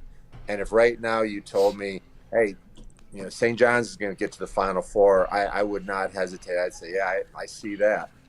Remind me to never interview Rick Pitino at that matter. Since Maz already dropped the secret, let's talk about the Detroit Pistons. And you talk about being back on the map for the St. John's Red Storm. Well, That's what the Detroit Pistons are this season. Last year they won 16 games, I do believe, and now they're at 38-31 with a chance in the next 4 games, all winnable, to be 42-31. I mean, just talk about the leadership of Cade Cunningham. I got a chance to go to the game on Saturday, and though I wasn't a fan of him getting kicked out, just that intensity and that aggressiveness, and then afterwards, J.B. Bickerstaff, it seems like the Pistons are headed in the right direction. I'm glad that it's going away. Just talk about what you've seen in the turnaround so far this season.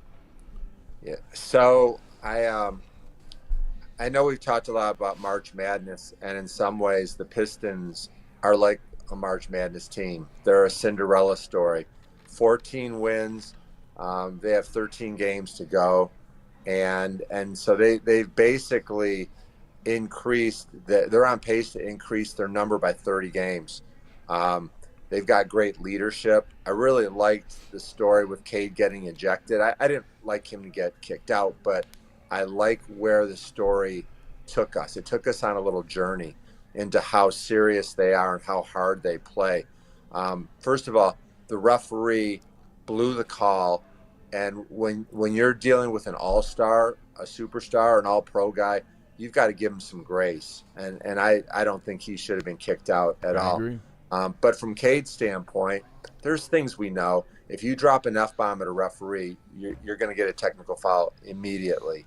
Also, Cade's got to realize if you look at players that get technical fouls and get kicked out, you can go right to their stat sheet. They are frustrated. They're having a bad game. They're 3 for 18 or whatever. That's what leads to technical fouls. He's the CEO of the Pistons organization on the court, and he has an obligation to stay in games. Man, they had an opportunity. That was a winnable game against the number 1 team in the NBA. They blew out Boston. I mean, they beat everybody. So the Pistons could have won if Cade would have stayed on the court. And then the other thing, Fontecchio and Schroeder and Beasley were in the conversation. They have to put their star player in a bear hug and relocate him as soon as they heard the words that were coming. They had to see, and so that would have been key. And then after the game, for J.B. Bickerstaff to go off like that, it really shows me that they take this really serious. And the fact that last night was a blowout game against New Orleans. It all started Saturday night with a tone that was set by JB. Yeah, 100%. Tom Masway, as we ended the show yesterday, he told our viewers, he said, look, you want a short thing, you bet on the Pistons. They're going to win by a landslide. And that's exactly what you saw. 100%. That was Tom Masway. J.B. Bickerstaff, you mentioned him. I had a chance to sit down with Jared Jack. Jared Jack, longtime friend of mine. Okay, he's 2 years younger. He's a year younger than me class-wise, but we overlap in a lot of the same circles. And he was just talking about loving to teach, and that's what JB's been. This was – when did I have that conversation, man? That was back in October or November. And I said, this is at the beginning of the season. Just talk about JB and as it relates to teaching the players the games, because last year you had Monty Williams. Monty was more of a, if you're a pro already, wanting to coach that way. JB likes to teach the younger guys and educate them in the game. Talk about that a little bit. So my second year in the NBA, my head coach was Bernie Bickerstaff. And that's JB's dad, and one of the truly great defensive coaches that our league has ever seen. And Bernie, man, he made me uncomfortable. He was not afraid to chew me out. He was not afraid to pull me out of the game and sit me down. And then after 1 year, he traded me. So I learned that Bernie Bickerstaff is a no-nonsense tough guy. And after all of that, I walked away liking him and respecting him. And so JB comes from that cloth. That's what he was raised at. I've got this image of Bernie Bickerstaff and JB Bickerstaff at breakfast. They're eating their oatmeal. They've got their orange juice, and they're talking deep. They're talking about boxing out and diving on the floor and, trapping pick and rolls. And that's the way he was brought up. So I'm not at all surprised to see he's such a good coach. All right, Timmy McCormick, we appreciate you for joining the show. But before we let you go, you got to give us your tournament winner, and you have to give us your Detroit Pistons seed at the end of the season. Tournament winner first. Okay, so I like the path for Auburn, and through a lot of the year, I felt like they were the best team. And so I'm going to give them a pass on that, losing 3 out of 4 at the end of the year, and think that they can go ahead and turn it back up. If it's not Auburn, though, I really like what I've seen from Florida. And in terms of the Pistons, I think they're going to stick right with their 6th seed. It's going to be hard to catch and pass Indiana and New York. So I actually like that first round matchup, Detroit versus New York. Cade plays great in Madison Square Garden. That would be a big accomplishment. Tim, I appreciate everything about that. The only thing is Anson's Michigan State Spartans and our Michigan Wolverines on the same side as Auburn. Elite 8, baby. On the same side. There's never been a matchup with more on the line between these two teams outside of a Big Ten championship. Yeah. To see those two teams play in the Elite 8, man, there won't be any fingernails left in Michigan. I would absolutely be thrilled if Michigan State played a third time. Let's go. He's our very own bragging rights. Thanks, Timmy. Detroit Pistons. We love All right, guys. you Thanks to death. for having me. Take Thank care. you. Happy belated. Appreciate We'll it. talk to you later. Take care, my friend. I kept him a little longer than usual. Pause, man. Just great conversation. Always love talking to him, especially around this time. You can tell basketball players. He's an encyclopedia. Yes, he is. And they get it 100%. He is. He's a wealth of knowledge, but they get excited around this time, tournament time. It's starting to get in there. You feeling a little bit? And honestly, what's happened with Michigan and Michigan State, whatever side you're on, has brought so much intrigue to this postseason, and at least in the state of Michigan. This reminds, you know what it reminds me of realistically? This reminds me of 2021 because the 2021 season was unexpected of Michigan and Michigan State. They both were, 11-1 when they played each other at the time, and you're like, oh, you weren't expecting Michigan and Michigan State to beat that season. We weren't expecting that at the beginning of this season. Michigan State wasn't ranked, and Michigan we thought was going to be a dumpster fire. But here we are. Let's take a quick commercial break. Let's hear from the Bracket Challenge, which I guess that is me. You see what the Bracket Challenge is. All you got to do, scan the QR code on the screen right now, or if you want to go the hard route, WoodwardSportsBracket.com. You can do that as well. First prize, $1,000. Count it, 1,000 smackaroos. That's right. Get some money in your pocket. You know what? If you get second, that's not bad as well because it's a weekend getaway for 2 to the Grand Traverse Resort in Traverse City. And even third place is dope. 2 tickets to Detroit Pistons game and everything that comes with it. Woodward Sports Bracket Challenge. We are making it happen. Thank you to Dr. J. You got a chance to see him yesterday. I'm not talking about Julius Ervin, Dr. Jugga Nathan. You with the yes, sir. You saw him. You know what it is. Enter the challenge. We'll catch you in a second. Big injuries, big news. Twice a week, Dr. Jeff Pierce from Michigan Sports and Spine joins Woodward Sports Network for the Injury Insider Report. Big D Energy Tuesdays at noon, and Ermanni and Edwards with Maz Thursdays at 3:30. Get expert analysis and in-depth breakdowns on the latest sports injuries from the man trusted by top athletes in the community, like D-Mac. Whether it's the Lions, Pistons, Tigers, or Red Wings, Dr. Pierce talks us through it all. Don't miss the Injury Insider Report with Dr. Jeff Pierce, your go-to source for understanding the impact of injuries on the games and players we love. Only on Woodward Sports Network. Scan the QR code on the screen or go to MichiganSportsandSpine.com to see if Dr. Jeff Pierce can help you. Stop searching for a vehicle and start finding one. Les Stanford Chevrolet Cadillac makes it easy. We harness the power of multiple dealerships and own the biggest selection of GM brands in the area to get you the car you need. With the Les Stanford Group, you'll have access to 4 different dealerships, providing you with more makes, more models, and more choices. We're connected to more than 1,000 vehicles, and with so many high-quality CPO vehicles available, you'll find new car quality at pre-owned prices. You can start and end your search at lesstanford.com today. A network for the city, by the city. Woodward Sports is Detroit Sports. How do people feel about getting a Planet Fitness membership for $15 a month? How do they like working out in a clean and spacious gym that's filled with equipment for every workout? And how about free fitness training in the judgment-free zone that leaves them feeling energized all day long? Join Planet Fitness today with the free PF app, online or in club, and start getting that big fitness energy for $15 a month. The most talked about Detroit media by other Detroit media, and we love it. It's the Woodward Sports Network. Walk into any Lady Jane's Haircuts for Men today. Open 7 days a week. Sit back, relax, and enjoy precision haircut, scalp massage, hot leather neck shave, and hot towel treatment from one of our talented stylists. Step up your game this season and take advantage of our $20 haircut special. Scan the QR code and get your coupon today. Lady Jane's Haircuts for Men, the ultimate haircut experience. Open 7 days a week. Walk-ins always welcome. Lady Jane's Haircuts for Men. It's wicked awesome. A ton of fun, a ton of sports, and a ton of man meat. Welcome to the Woodward Heavyweights, live daily 5 to 7 p.m. on Woodward Sports.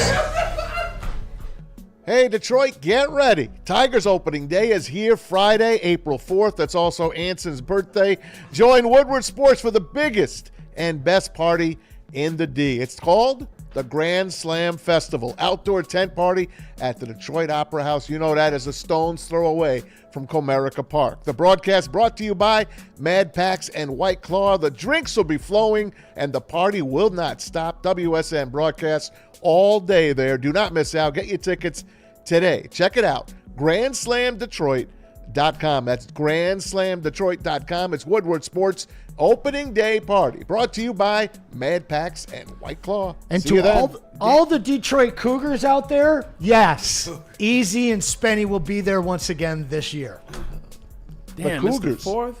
Dreamville is the 5th. Man, I have to make that work.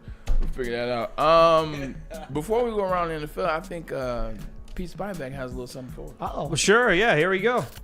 Big trades, big moves. Who is starting? Who's injured? What does it all add up to? It's time for Around the NFL on Ermanni and Edwards with Maz. Here we go, guys, and that is a great that was open cool. for us. Yeah. How about it? I like that. How about it? Let us know that was coming. There you go. Nobody goes around the NFL like we do. And let's start you off with the Texans making Derek Stingley the highest paid defensive back in NFL history. 3 years, $90 million extension. Yeah, it was the reason why he was drafted 3rd overall 3 years ago. The guy can play. He can play then and he can play now. He's a shutdown corner in every sense of the word. When you're paying A.J. Brown and Justin Jefferson and Jamar Chase and T. Higgins and Tyreek Higgins and all these people, Amon-Ra St. Brown, when you're paying wide receivers $33, $35, $30 million, well, you're going to have to pay these guys that run with them the same amount of money. So I don't have a problem with this at all. Get your bag, and it's a good defense. This made it better. I love it. Guys like Kirby Joseph and Brian Branch are licking their chops right now. You got to pay DBs as secondary members. Like, this is an air assault type of NFL now, so you got to play the guys on the back end, not just the guys on the D-line. The former Lions #1 draft pick, Jeff Okudah from Ohio State. Who? Jeff Okudah has signed with the Minnesota Vikings. So Okudah back in the NFC North. We get to see him. What's your take on Jeff? Does he have anything left in the tank, guys? Sounds to Still me a young man. Sounds to me like more things Vikings fans will get excited for no reason. Yeah, I wish him well. I mean, we fellow #3 overall pick, so, we share a brotherhood. I hope that he can figure it out, but sometimes you know. Eli Apple was one of those cornerbacks, same kind of deal. Ohio State, you pick him early in the draft for New York, it doesn't work out, and you see it just doesn't work out. Sometimes, the number doesn't meet the player, and I think this is one of those cases. But shout out to him, another player for us to abuse with that offense. He's only 26 years old, and, a guy like Eli Apple, he lasted a long time. He Different did. teams. He did. But he lasted a long time. Got cooked along the way. He did. He was baked apples.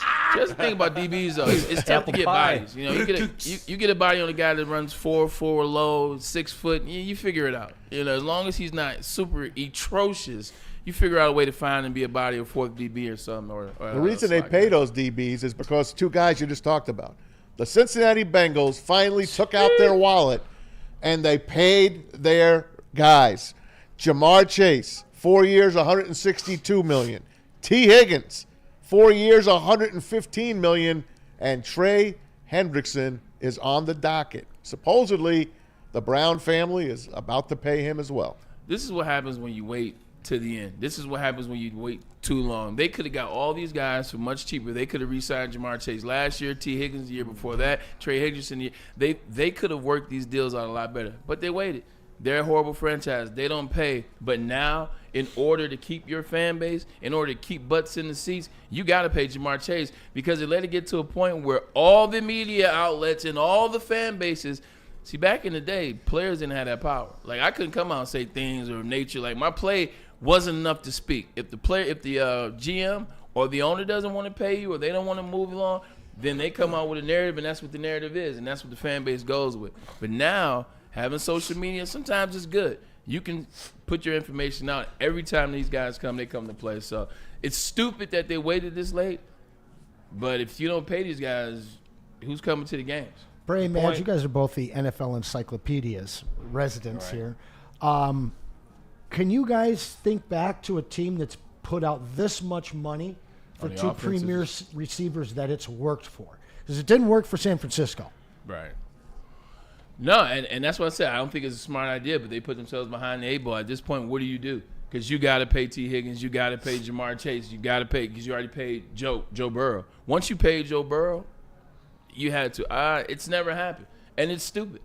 100%. It's never happened, and it's stupid. Probably should have traded T. Higgins and gotten something for him instead of paying two guys like that. That's why especially in a season that was so razor thin last year, you know. They're going to try to win on offense because, let's face it, their defense is like a sieve, except Trey Hendrickson, maybe a couple other players as well. But I agree. That's where they got to patch up. So we'll see if they can continue to outscore people. Remember last year against the Baltimore? They scored in the 40s both times. And lost. And they lost. Both of them. They lost.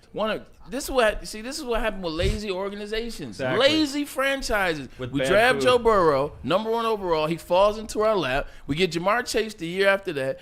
Joe Burrow comes back from injury. He leads you to the Super Bowl with the worst offensive line ever to start a Super Bowl.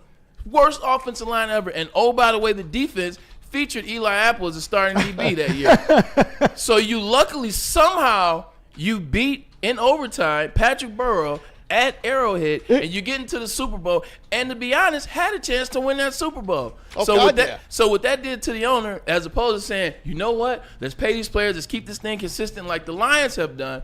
Oh, okay, well, let's just keep it rolling. Let's just keep rolling the dice and see what happens. Let's hope we get there. And that's what they're in now, because now they didn't get there the last 2 years. Now they had injuries. Now it's like, well, we got to pay because to get to the playoffs is to make money, is to make revenue. What you got? Hey, Burns on the board. Burn for $5. Bengals tied with the Steelers and Bears. The Packers behind them as the poorest owners in the league. Cincinnati praying for a slam dunk draft. Thank you, Burn. And shout out for that super chat. Just keep in mind, whoever leads the day today in the super chat is going to get an autographed Braylon Edwards rookie, and then we're still adding it to the month-long competition for that Pistons. Next parlay Thursday, package. we pull the winner. Yes, we My do. thing, we've never accused the Bengals of being a smart franchise at all. They've had some success. They've gotten to the Super Bowl. They've never won it. To me, this seems more like a keep Joe Burrow happy move and less like a smart football move. Yeah. It's definitely not a smart football move at all. It's not in any regard. I don't want anybody to misconceive just because I'm a wide receiver. Look, I'm glad they got paid, but this was stupid. It's stupid to have $276 million tied up into 2 wide receivers. So, okay, does this set the precedent for next year, all Lions fans calling for us to spend $20 million on J-Mo? Yes. No, because I think next year they're going to have to make the decision that we thought about. You can't pay everybody. Talk about a team that won't overpay. It's the Detroit Lions. They're well ahead of the curve. They're not the Bengals. They stay ahead. They're going to pay Kirby this year. Next year will be Hutchinson time. And then you got to look at J-Mo, see how he did this year. Let me ruffle some feathers in the chat here. If Luther Burden or Emeka Egbuka are there when we're picking, do you think it's out of the realm that this regime sees those as the biggest impact to this roster and would take a wide receiver in the first round? Because neither of those guys should be on the board still when we're picking. Right. And we're going to be faced with a true decision at that point, because either of those guys makes this offense even that much better. But what it really does is it takes the pressure off of what you have to do with J-Mo. And it keeps them away from other teams as well. So, that's quite a thought. Who do you prefer out of those two? Burden? What role am I looking for? 3? No, you're looking for the true 2 on this team. Not his first year, but a future 2 that allows you to not have to pay $18 or more million for J-Mo. Emeka Egbuka, but if you ask me if he's going to be there in the first round, do I draft him? No, because defensive line is where we have to go. Okay. Right. Like, I'm stuck on defensive I line. agree. I agree. I just Even if he's there, I'm like, nah. Because if he's there, then the Lions didn't do what they need to do in the first place. I which just is move keep up. seeing so many local, Lions people that are, podcasters here at the network, everybody just searching for an edge. After the first 15, 20 picks, the edge talent really takes a big drop off. Some really strong offensive linemen at the end of this, some very good interior linemen at the end of this, but there's going to be some really good wide receivers too, and we've seen their track record. They're not trying to fill a position. They are trying to find an impact player. I say the Lions will trade up and get that defensive end that they want. Harmon? They got a guy, I don't know. Green. They have a guy in mind. They're gonna if he's there in the middle somewhere. I agree. You could bet that Brad Holmes will move up and get him. I agree. And that was my agree because I'm thinking they're moving up this year. They have to move up. If they still are in the same position and somehow Emeka Egbuka gets there, I still think offensive line or defensive interior. I'm still with that. I just think that's where you need to go this year. I don't think Green will be there. I do like that. But I'm saying move up. No, I really think that this is a move up draft. And when people hear that, not to cut you off, because people hear us say that, and then people are like, oh, what are you gonna do to go up to number 3 and 4? Moving up doesn't always have to go into the top 5, top 6. In fact, we know all well about it because our favorite number here happens to be 12. For some reason, we keep moving up to 12. 12, 11, I'm comfortable. You get Green, nice edge rush out of Marshall, somewhere along those lines. I'm not moving up past 12, 11. Like I wouldn't be comfortable. I don't think you're gonna see them need to do that. I think it's a low 20s type of deal where you're talking about. This team, you got to remember, they did get a 3rd round pick for AG going to the Jets, but then they also get a 4th round pick for Carlton Davis. That's correct. And a lot of people don't remember that. So you can look at moving that late 3rd rounder, knowing that you still have 2 4th round picks. You can move that 3rd rounder to get from the late 20s into the earlier 20s. This is what they do. It's in their DNA. They've done it multiple times. Don't be surprised when they do it again. I trust them when it comes to the draft. Do we give Brad, because remember the DJ Reed situation. DJ Reed, he comes in, he's not as good as Carlton Davis. He's a little shorter. He has a lot of penalties as well, blah, blah, blah. But now you look at it, you get a 4th round pick as well as DJ Reed. Like, do you look at that pickup, that situation a little differently, or are you still like and $4 million? Yeah. So that's a free Davenport with $3 more million. I do look at it differently. Okay. I do. Okay. They picked up that extra compensatory pick. That's why they're in the business, man. That's what he likes to do. Yeah. So we don't like what he does with free agency. At least I don't. But I love what he does with the draft. So and Maz, that's fair. I put it in there. You have every right to feel that way. So okay, let's talk about free agency because I've watched Neil Rule and Ryan Ermanni. Let's do before we do this. Let's do a quick commercial break. Let's get it now, Dr. President. We'll come back and let you have the floor. Dr. P. Maz, tell us about DP. You know who it is. It's Dr. Jeff Pierce of Michigan Sports and Spine. He is here to keep you in the game and performing at your best. Trust the guy at DMAC and Braylon Trust. He joins us every Tuesday on Big D Energy, joins us here on Thursdays. This week he'll be with us on Fridays. You want to check him out right now. It's MichiganSportsandSpine.com, 248-426-9944. Dr. Jeff Pierce, tell him Woodward Sports sent you. Woodward Sports is at it again, giving away more cash and prizes than anyone in Detroit. Get into our March Bracket Challenge, powered by Jug and Nathan Neurosurgery. If you have the biggest basketball brain and get first place, you win $1,000 cold, hard cash. But it doesn't stop there. Second place gets a weekend at Grand Traverse Resort in Traverse City, including brunch at Erie and golf. Third place, 2 club seats to see the Pistons versus Bucks with food and drinks courtesy of RHB Laboratories in Troy. You can pre-register now at WoodwardSportsBracket.com. That's WoodwardSportsBracket.com. Then, after Selection Sunday, fill out your bracket for your chance at $1,000 in cash money and more. Pick by mascot, choose by team colors, have your dog picked. No matter how you do it, go to WoodwardSportsBracket.com right now and register. All powered by the best in the game, Jug and Nathan Neurosurgery and Woodward Sports. Stop searching for a vehicle and start finding one. Les Stanford Chevrolet Cadillac makes it easy. We harness the power of multiple dealerships and own the biggest selection of GM brands in the area to get you the car you need. With the Les Stanford Group, you'll have access to 4 different dealerships, providing you with more makes, more models, and more choices. We're connected to more than 1,000 vehicles. And with so many high-quality CPO vehicles available, you'll find new car quality at pre-owned prices. You can start and end your search at lesstanford.com today. A network for the city, by the city. Woodward Sports is Detroit Sports. How do people feel about getting a Planet Fitness membership for $15 a month? How do they like working out in a clean and spacious gym that's filled with equipment for every workout? And how about free fitness training in the judgment-free zone that leaves them feeling energized all day long? Join Planet Fitness today with the free PF app, online or in club, and start getting that big fitness energy for $15 a month. The most talked about Detroit media by other Detroit media, and we love it. It's the Woodward Sports Network. Walk into any Lady Jane's Haircuts for Men today. Open 7 days a week. Sit back, relax, and enjoy precision haircut, scalp massage, hot leather neck shave, and hot towel treatment from one of our talented stylists. Step up your game this season and take advantage of our $20 haircut special. Scan the QR code and get your coupon today. Lady Jane's Haircuts for Men, the ultimate haircut experience. Open 7 days a week. Walk-ins always welcome. Lady Jane's Haircuts for Men, it's wicked awesome. A ton of fun, a ton of sports, and a ton of man meat. Welcome to the Woodward Heavyweights, live daily 5 to 7 p.m. on Woodward Sports.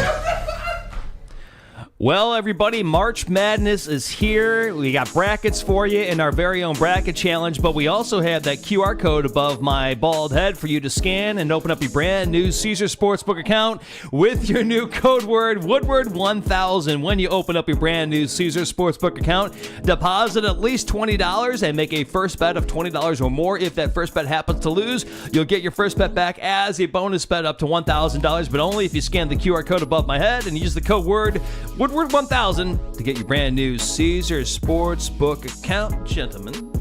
What age did you lose your hair, Pete? 28. In the middle, 28? Yeah, 28 sucks, man. 28. 92. Yeah, go to hell. Speaking of which, I got a chance to go and check out those wicked, awesome, talented hairstylists at Lady Jane's and get my hair did today because, man, I was mopping around. If you used to watch WWE, he used to look like the Imperial Supreme. What's that guy's name? Ludwig. Ludwig something. I think it's Ludwig something. I was going for Leaping Lenny Poffo. Oh, shout out to Macho Man's brother. The poet. You know your stuff, The poet baby. with his frisbees. I'll bring a poem jeans. on Thursday to read. There you go. Did you catch one of his frisbees? How about Iron Mike Sharp? If you were an Iron Mike Sharp fan, No. you knew your favorite wrestler was never winning a match. Barry Horowitz. Patting himself on the back, baby. Barry Horowitz. A lot of Brooklyn Brawler fans in here. All right, Tom, finish us around the NFL. Bushwhackers. Hey, I want to go back to Anson first because he wanted to jump into some free agent talk. Oh, You wanted to abuse us on free agency? Well, no. So I have a couple of bones to pick with Ryan Ermanni, but I'm going to pick one with Neil Rule as well. The sky is falling in Allen Park, apparently. Let me ask you both a question. This roster, as it stood before free agency, do you find it better than the roster we entered Week 17 with? No. You don't? No. 22. We'll have, this Week 1, we'll have Aiden Hutchinson, right? I hope. Well, but all of these guys that were injured, the 22 players, Yeah. you think that team without 22 defenders was better in Week 17 than what we're returning Week 1? Well, of course, if they're all But they're starting not- from scratch But and they're all healthy and they can all be back to where they were. Okay, but Week 17, every single person yelling at in me. Detroit, you haven't heard me yell, bro. Let's go to a Pistons game. So every single person in Detroit was saying, they're going to win it. They're going to win it. With 22 defenders down. Personally, before we got DJ Reed, before we make any draft picks, this returning healthy roster is better than the Week 17 roster we put in. So why is the sky falling? Why did you believe then, but you don't believe now? And the fact is, if you look at the track record of Dan and Brad, they don't overextend themselves to free agents. Everybody's excited about what they did in Chicago. Do you know how much money they gave to guys in their 30s? That's going to backfire for them. The people that are so upset and want these guys to go out and spend every money that they have are forgetting that they need a lot of money to sign the players you already love. So let's just trust these guys. I do, but I just wanted one player to put on the other side of the line. How about Julian Blackmon? Instead, they subtract Sadarius Smith, and there's several other players that aren't on this team going forward. So I think eventually, if he puts another guy on that other side of the line, then maybe I'll be a little bit more happy than I am now. Because right now there's a hole on that side of the line. I'll say a gaping hole. Look, the way I look at it is like this, and we've gone back and forth, and I think we've come to a calm. Yes. Like, the Detroit Lions have to get better this offseason because the rest of the league is getting better this offseason. Also, this season, it won't be the 2024 season we'll be playing with these guys that'll be healthy. We hope it'll be the 2025 season. And in that 2025 season, you got to go to Washington. You got to go to Minnesota. You got to go to gnarly schedule. Philadelphia, Cincinnati with their wide receivers. Hey, their defense may suck, but can you score 60? The Lions, unfortunately, can. Baltimore, KC, LA.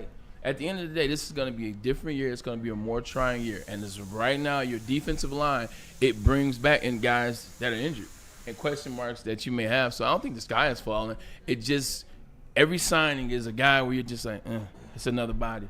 And because of the way the season ended last year, you needed bodies. Didn't have them at the end. You were scrambling, trying to put guys and get creative, if you will, and makeshift and patchwork. So I get the bodies, but nobody's excited about the moves that have been made. So I think when Max says he's lackluster about the moves that have been made, I understand him. I understand both sides. That's all. You guys think Julian Blackmon would help our defensive line? I know he's not a defensive lineman. There's a 26-year-old safety that I think could be had at a pretty nice value and would definitely give that front for a little extra time. I hope you're right. Hey, another receiver got paid over the Darius weekend. is coming back, by the way. I hope think you're so, right. too. I would love that. And then They that didn't move, sign- that quiets everyone, right? It does. And they didn't sign him. And the reason why they didn't, they wanted him to be able to go out there and understand that you're not going to get what you think you're going to get. So you got to come back here to get it. I hope you're right, Brad. I think that's what's going on with Big Z. I agree. Because he still hasn't signed yet. I think there's conversation now probably. And, well, hey, you know what? What do you think? What do you see? This is what He we might The be a only little thing I bitter don't off like is- negotiations, but he seems like he likes it here. But he wrote a thank you Detroit Oh, nice. on his Instagram. Yeah, Very but cool. that happened. So did Myles Garrett. No, I don't think he said thanks to Cleveland. Myles Garrett wrote a thank you Cleveland. Did he? And still bounced. Okay, I hope you're right then. Wow. Hey, When he said he wanted a trade, when he said he wouldn't play here, a part of that was, a part I want to of get thank paid. you. Yeah. he still said thank you. a guy that got paid over the weekend is Cooper Kupp. He got 3 years, $45 million to go back home to Washington State and play for the Seattle Seahawks. So it's going to be him and Jackson Smith and Jigba and their new quarterback, of course, Sam Darnold. K9 in the backfield. It's a great story, but it's a stupid move. Look, I don't have any issue with Cooper Kupp. I love what he did 5 years ago when he won the Triple Crown. I love that. But if you look at his numbers in the last 4 years, one, he's been an injured player. Two, they've all declined. 4 years in a row, the numbers have dropped off. The games played has dropped off. So I wouldn't give him at this particular time. What Sam Darnold is going to need next to Jackson Smith and Jigba and K9, you're going to need a guy that can make some plays, a guy that can be a stud. I don't know if $15 million a year for 3 to Cooper is the right move. It's definitely too much. Yeah, They've got some 100%. nice young receivers. They pulled another kid, I forget his name, but another like fifth-round guy that actually contributed last year, similar to Puka the year before. It's a lot of money for a second wide receiver. However, The locker room. but Puka's not getting paid big yet. He's still on a rookie deal. So for 2 years of this deal, it'll be good. That third year of that deal, But he's in Seattle. oh, I'm sorry. This is out in Seattle. He did leave Puka. Yeah, he left. But JSN also on a that's rookie why I'm deal. saying on Seattle's side, John Snyder, who's a competent GM, I didn't like this move by him. And they let Tyler Lockett go, and I know he was, been there for a while, but they're just trying to change things up, and they paid the quarterback. He got a name, too. Now they threw a little crumb to Cooper Kupp. It's kind of sneaky because you have JSN for 3 more years on a first round rookie deal, Right? And then He'll be out. This is his second. This was third his year second. coming in. That's what I'm saying. This was his second. But This he coming. third, fourth, and fifth. Which means he'll get paid after this year. Correct. But at the same point, it allows those first 2 years of that deal of Cup to not really hurt the team too much because they don't have that much in 2 receivers. Okay. But that third year, that deal, they're going to have to pay JSN, and he's going to command well north of $20 million. You're going to have $40 million tied up in 2 wide receivers, and one of them is going to be, what, 36? Hey, our last super chat of the day, Burn, $5 more. Burn. Is this better than the 23 team that went to the NFC title game? They had Cam Sutton and Vildor. If Brad doesn't draft the edge, I will be mad. After they make their draft picks, this will be the best. Better than the 23? Hell yeah. After we make our draft picks, this will be the best Detroit Lions team that you have ever had the privilege to watch, Detroiters. Period. Hey, I missed B. Martin, too. I missed it. B. Martin, you snuck by me. He says, what do you think the best landing spot for Stephon Diggs yet is? He says the injury is not the reason he hasn't been picked up yet. What do you think? It's his attitude. This is why he hasn't been picked up yet. Shoot, since they're paying wide receivers a ton of money, send him to Dallas. I like that. His attitude, it fits in with the team. They need another wide out anyway. What do you think he's asking? No less than 16, right? He's got to get paid more than Stephon? Cooper Kupp. Yeah, In his mind, yeah, I think Stephon still thinks he's 20. I bet. Hey, Burns, our winner of the Braylon Edwards rookie card, signed right here on the desk.